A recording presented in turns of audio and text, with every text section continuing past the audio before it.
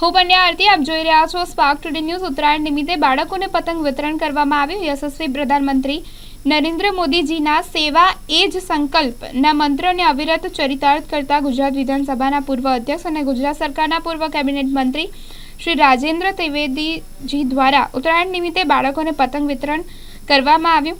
તમામ જે ભાજપ કાર્યકર્તાઓ શુભેચ્છકોને ઉત્તરાયણ નિમિત્તે આયોજિત બાળકોને પતંગ વિતરણ કાર્યક્રમમાં તમામ લોકો સહભાગી થયા અને ઉત્તરાયણ નિમિત્તે બાળકોને પતંગ વિતરણ કરવામાં આવ્યું।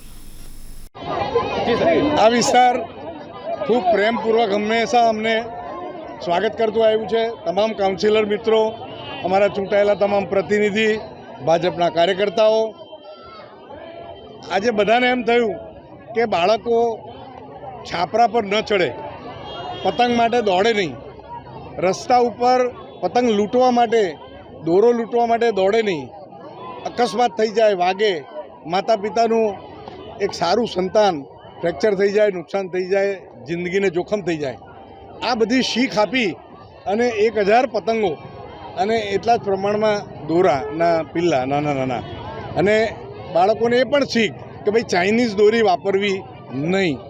અને 22 તારીખે વિશેષ કરીને સવારના પહોરમાં નાહી ધોઈ દરેક જણ ઘરમાં દીવો કરશે, જય શ્રી રામનો નારો ગુજાવશે અને આખા વિસ્તારની અંદર પ્રેમથી જય શ્રી રામની પૂજા અર્ચના, સંધ્યા, ભજન, કીર્તન વગેરે કરે એવી શીખ આપી છે। બધાના સહકારથી આ કાર્યક્રમ થઈ રહ્યો છે।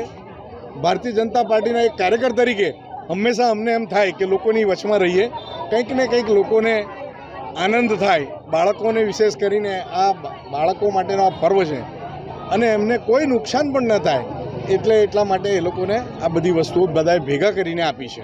ધન્યવાદ।